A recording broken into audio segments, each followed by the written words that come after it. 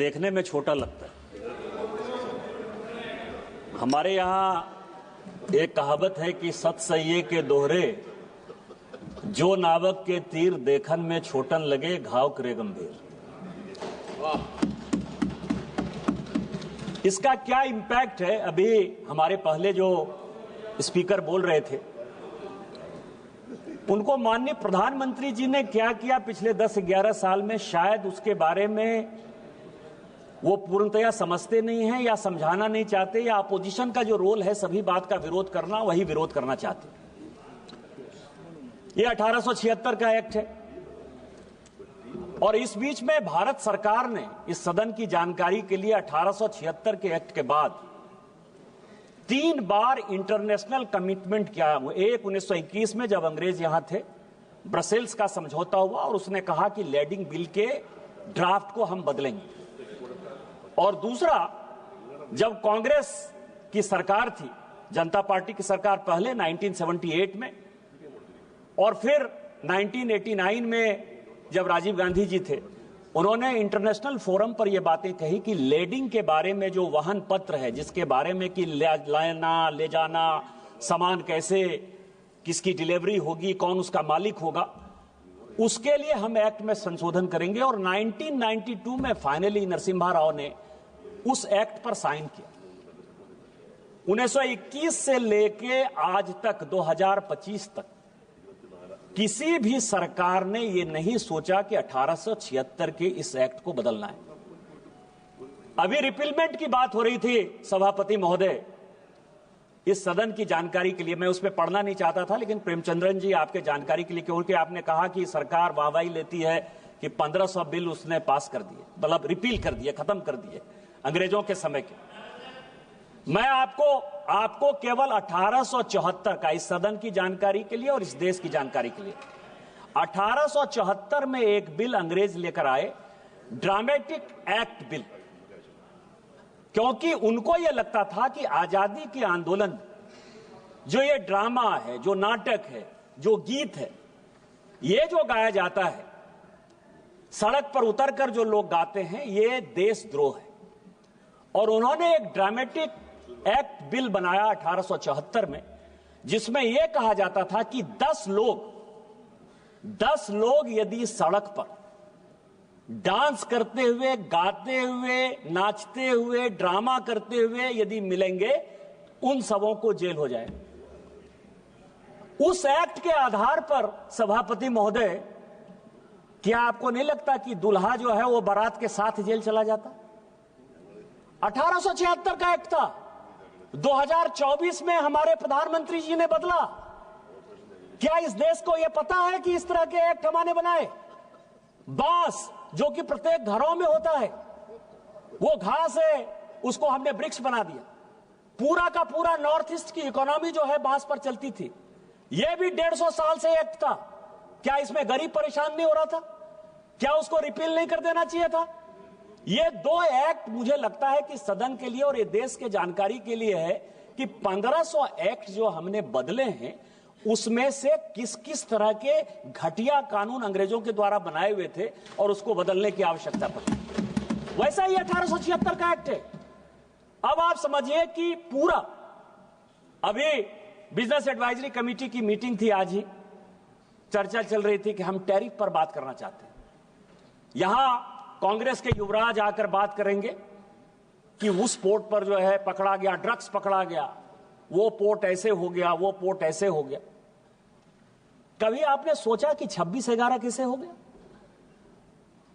बॉम्बे में इतनी बड़ी दुर्घटना हो गई, कभी उसके बारे में आपने सोचा कि आपके पास क्या अधिकार? ये लैंडिंग बिल है क्या आखिर? इस साल से लेके पिछले साल, पिछले 4-5 साल में यदि आप देखेंगे तो इस देश में लगभग 50,000 करोड़ का ड्रग्स जो है पकड़ा गया। ड्रग्स, हेरोइन ड्रग्स, जो हमारे युवाओं को नुकसान पहुंचा रहा है। यदि आप बायलैटरल की बात करेंगे तो हम कहते हैं कि टेलीकॉम मैन्युफैक्चरिंग हमारा बढ़ रहा है और चाइना जो है, चाइना से गुड्स नहीं आना चाहिए। आप कहते हैं सिंगल प्लास्टिक यूज जो है हमको बंद कर देना चाहिए।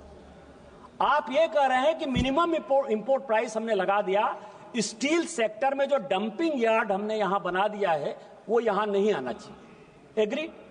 हम आपके सारे बात से सहमत हैं कि अमेरिका यदि टैरिफ यदि लगाएगा तो हमारा व्यापार जो है दूसरे जगह बढ़ना चाहिए और उसके लिए अपना देश बनाना चाहिए, हमारे यहां मैन्युफैक्चरिंग सेक्टर को बढ़ाना चाहिए।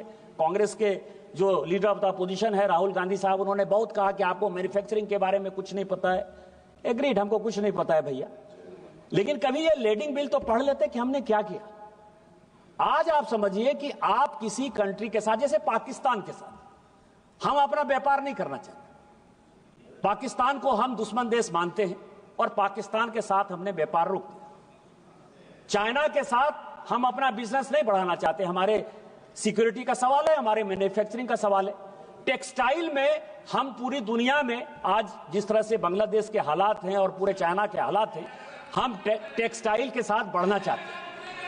लेकिन यदि बढ़ना चाहते हैं आप, तो यदि शिपिंग संघाई पोर्ट से हुआ और संघाई पोर्ट सिंगापुर चला गया, यदि किसी आदमी ने चाइना से टेक्सटाइल को हमारे यहां के लिए भेजा और उसने कहा कि ये सिंगापुर जाएगा और सिंगापुर से नाम बदलकर वो फिर यदि हिंदुस्तान आ जाएगा, तो हम तो कहेंगे कि इसका जो डेस्टिनेशन पोर्ट है, डेस्टिनेशन पोर्ट है, वो तो सिंगापुर है। उसी तरह से ऑयल के बारे में मान लीजिए कि कई एक देशों के साथ हमने, अभी सीरिया को हमने बैन किया हुआ है, लीबिया को हमने बैन किया हुआ है। हमारे यहां फर्टिलाइजर की बहुत कमी है। फर्टिलाइजर का जो जिससे बनता है फर्टिलाइजर, चाहे नाइट्रेट हो चाहे फॉस्फेट हो, ये यदि आता है तो उसमें कई एक जगह बैन है। तो जो पोर्ट है, कहां से ये कंसाइनी को दिया गया, कहां शिप पर ये लोड हुआ, कितना केजी लोड हुआ, कहां से ये शिप कहां गया, उस शिप से फिर वो भारत में किस तरह से आया, या भारत में जो लोड हुआ। जैसे मैं आपको बताऊं कि ब्लैक मनी की बहुत बात होती है इस देश में। ब्लैक मनी के बारे में 72-73 का जो रिपोर्ट है, और 2012 में इसी सदन में जो ब्लैक मनी पर माननीय प्रणब मुखर्जी साहब ने, तत्कालीन वित्त मंत्री जी ने, जो बाद में राष्ट्रपति हुए, उन्होंने जो व्हाइट पेपर जारी किया, व्हाइट पेपर में उन्होंने कहा कि ब्लैक मनी जनरेट होने का सबसे बड़ा साधन 85% इस देश का ब्लैक मनी केवल और केवल इंपोर्ट और एक्सपोर्ट से हुआ। इंपोर्ट और एक्सपोर्ट का जो बिल है, उसके बारे में कभी सोचा है आपने कि हम यहां से भेज रहे हैं, मान लीजिए कि टेक्सटाइल भेज रहे हैं, और वहां से जो है आर्म्स का हमने ले लिया ऑर्डर कि हम जो है स्टील की फैक्ट्री ला रहे हैं जी, आर्म्स खरीद कर ला रहे हैं जी, या कोई भी चीज ला रहे हैं। इसके बारे में इस देश में 1876 से लेकर आज तक एक बहुत बड़ा वैक्यूम रहा। जिस इलेक्ट्रॉनिक्स की बात करते हैं कि ई बिलिंग होनी चाहिए, इलेक्ट्रॉनिक बिलिंग होनी चाहिए, प्रेमचंद्रन साहब आपकी जानकारी के लिए पूरी दुनिया में 45 मिलियन बिलिंग होती है, लैडिंग होती है। उसमें से पूरी दुनिया, आपने अमेरिका का उदाहरण दे, क्योंकि दूर का ढोल सुहाना होता है। अमेरिका को मान लीजिए कि अमेरिका बहुत डेवलप्ड है, बहुत अच्छा कर लिया होगा। चीन बहुत डेवलप्ड है, बहुत अच्छा कर लिया होगा। यूरोप पूरा अच्छा कर लिया होगा। इस सदन की जानकारी के लिए कि इलेक्ट्रॉनिक बिलिंग, लैडिंग का केवल और केवल 2.1% होता है पूरी दुनिया, केवल 2.1% होता है। यदि 2.1% होता है तो हम तो कम व्यापार करते हैं। हमारी इकोनॉमी तो 4 ही ट्रिलियन की है। यूएस की इकोनॉमी हमारे से कितने आगे होगी, यूरोप की कितनी आगे होगी, इंपोर्ट एक्सपोर्ट चाइना का कितना ज्यादा होगा। वो क्यों नहीं करते इलेक्ट्रॉनिक? तो इसीलिए हम जितना कर पा रहे हैं, शायद इस दुनिया में बहुत कम ऐसा देश होगा करना चाहिए। इसीलिए मैं कह रहा हूं कि जब हम बिल पर चर्चा करते हैं तो बिल को एक सही परिप्रेक्ष्य में देखने की आवश्यकता है।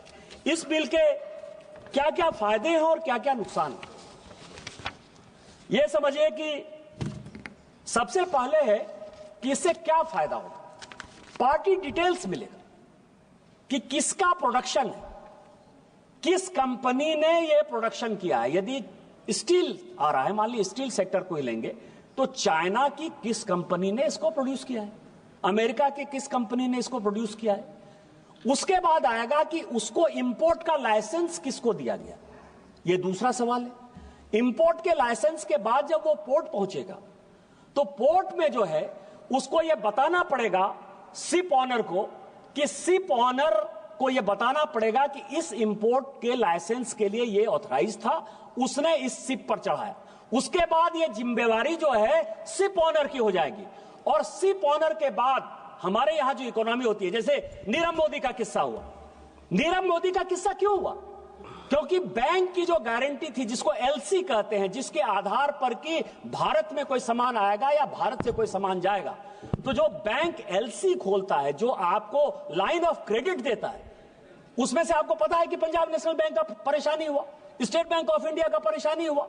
यह परेशानी के लिए वो कौन सा आदमी है जिसने कि एलसी मंगवाया है? कौन सा आदमी? जैसे गुजरात के पोर्ट में आप कहते हो कि ड्रग्स पकड़ा गया, ड्रग्स किसने मंगाया? Who knows? Nobody knows. और आप फिर भारत सरकार, तो इसमें लैंडिंग बिल में जो सबसे बड़ा है कि पार्टी का डिटेल्स आएगा, उसकी पूरी चेन आएगी। क्या ये बिल आने की आवश्यकता नहीं थी? दूसरा है कि कार्गो जो है, कार्गो कहां से कहां गया। आज मैं बताऊं कि कई एक ऐसे कंट्री हैं, जैसे यूएस ने कई एक, रूस को बैन कर रखा है। आपको पता है कि रूस से यदि कई एक सामान यदि जाता है, अमेरिका जाता है, वो कैसे जाता है? तो जो उसकी फ्रेंडली कंट्री है, मान लीजिए कि ब्रिटेन उसका फ्रेंडली कंट्री होगा, सिंगापुर उसका फ्रेंडली कंट्री होगा, तो रूस से वो सामान जो है शिप होकर चला गया सिंगापुर, चला गया वो यूके, और वहां से जो है वो वापस जो है यूएस के रास्ते में चला जाता है। लेकिन जब हम ये बिल लेकर आएंगे, लैंडिंग बिल आएंगे, तो उसमें पूरा का पूरा ट्रांसपेरेंसी होगा कि डेस्टिनेशन कहां से ये निकला। ये जो है ये दूसरा है। तीसरा है कि कार्गो जो है, कार्गो वो वेट नहीं करेगा। एक सीएजी की रिपोर्ट आई कि यूपीए के सरकार के समय कम से कम 50,000 करोड़ रुपया सालाना केवल लॉजिस्टिक और कार्गो वेट में जाता है। आपको पता है कि आज की डेट में कई एक ऐसे पोर्ट होंगे, क्योंकि पोर्ट सेक्टर में कई एक समस्याएं हैं। जैसे कई एक लोगों ने कहा कि राज्यों का सवाल है, राज्यों का इन्फ्रिजमेंट है, राज्यों के पास पोर्ट है। मुझे कभी कभी हंसी आती है और कभी कभी परेशानी होती है कि पता नहीं इस देश में क्या होगा। यहां दो चीजें, मेजर पोर्ट है और माइनर पोर्ट। मेजर पोर्ट कौन है? जो भारत सरकार जिस पोर्ट को बनाती है। मैं आपको बताऊं, जैसे यहां दादा स्वागत बाबू बैठे हुए हैं, कलकत्ता का जो पोर्ट है वो मेजर पोर्ट है, और जो हल्दिया का पोर्ट है वो माइनर पोर्ट।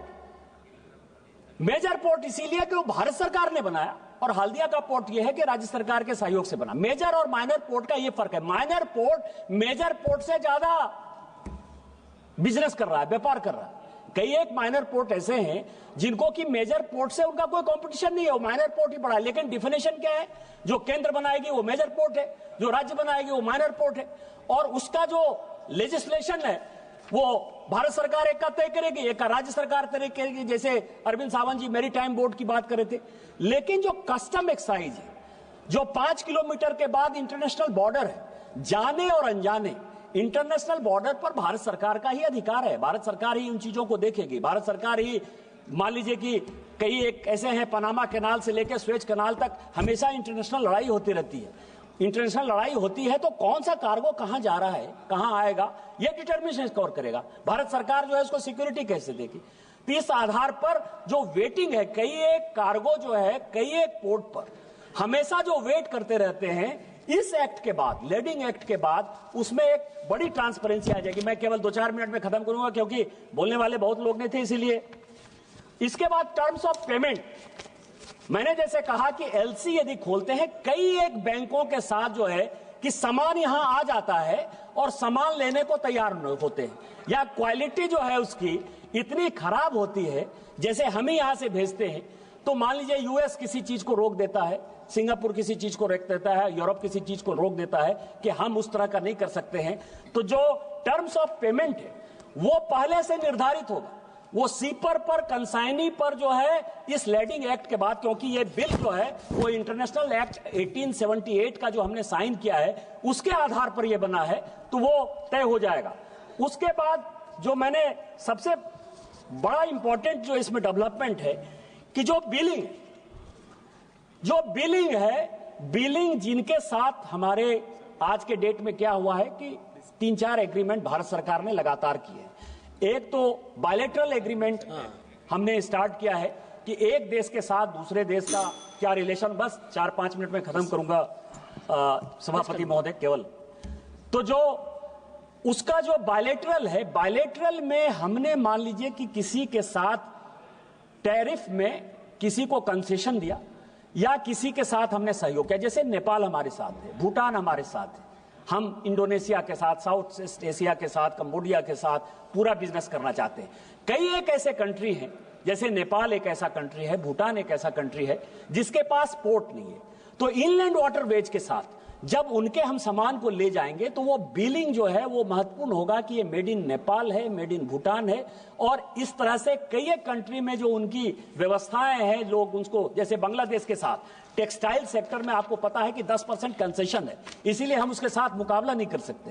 तो ये सारी चीजें तय हो जाएंगी। केवल अंत में सभापति महोदय, इस सदन में चोला बंद से लेके लैंग्वेज के ऊपर बहुत बातचीत हो रही है। ये देश संविधान से चलता है, आर्टिकल 343 से लेके 348 तक नेशनल लैंग्वेज क्या होगा, बातचीत करने का लैंग्वेज क्या होगा, तमिल की क्या स्थिति होगी, हिंदी की क्या स्थिति होगी, अंग्रेजी की क्या स्थिति होगी, इस देश में पहले से निर्धारित है। इसीलिए मेरा आग्रह होगा कि डीएमके चुनाव हारने के डर से वोट बैंक की पॉलिटिक्स के आधार पर कभी भी लैंग्वेज की बात नहीं करे और सेंटिमेंट को खत्म नहीं करे, क्योंकि आर्टिकल 15 में किसी भी कास्ट पे, रिलीजन पर, रेस पर कोई चर्चा नहीं हो सकती। और संविधान को, यदि बाबा साहब अंबेडकर के संविधान को डीएमके खत्म करना चाहती है तो भारतीय जनता पार्टी में जब तक मोदी जी की सरकार है हम उसको खत्म नहीं करने देंगे, हम मुकाबला करेंगे। Try it. Coming elections, use that as the plank. Use that as the plank in 2026 elections. Try it and see if you can. Supriya Sule, please. Thank you, sir. I stand here in support of this bill. My colleague from the Treasury bench, I think, has not heard the earlier speeches. Most speakers who have spoken since the debate has started have specifically supported the bill. So I think it's an illusionary information that he has spoken on that people are objecting to this bill. I think Sonwal ji in his opening line has made it very, very clear from what he has explained in the bill that he is not making any drastic change.